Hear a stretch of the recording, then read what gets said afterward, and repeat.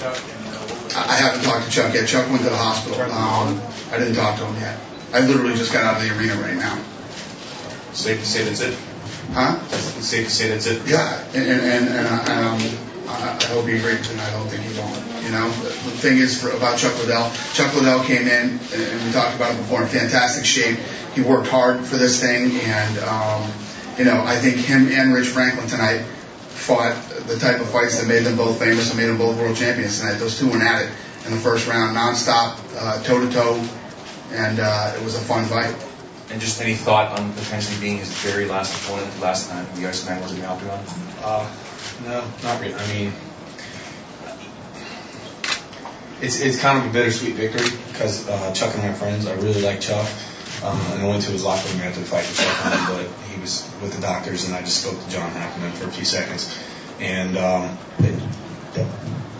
don't want to be the guy labeled as the person that kind of put him on the sport or whatever. I don't like the thought of that. So, if this was his last show, what does he ultimately mean for the company and the sport? You know, he means a lot to this company, and he means a lot to the sport. He means a lot to me personally.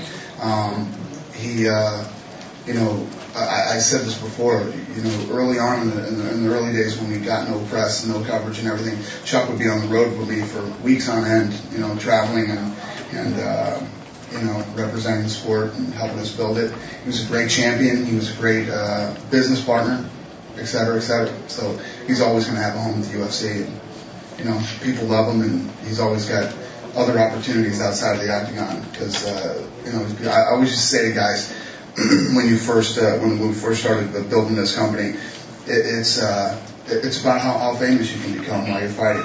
How many people see you do great things, and then you can have a career after fighting. But Chuck Liddell is one of those guys that's always going to be with the UFC, one way or another. If that was it, is there a little part of you that's sad? No. Listen, back, you know, before we bought this company, I was managing Chuck Liddell. This guy was making $2,500 to fight. You know what I mean? And when we all got together, you know, me, Lorenzo, Chuck was part of the thing. We had a dream that it was going to be like this, you know, and we were living it, and it happened. And he actually lived inside that window, and you know, I have not one sad feeling in my body at all. We did it. We did it.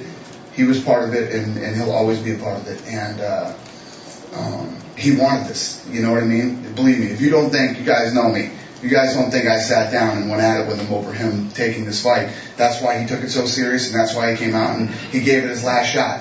You know what? And he went out like Chuck Liddell. He went out like Chuck Liddell would. Came out blasting, bombing, tried to put Rich away in the slugfest, and he gave the fans a good last fight, you know, with the Iceman.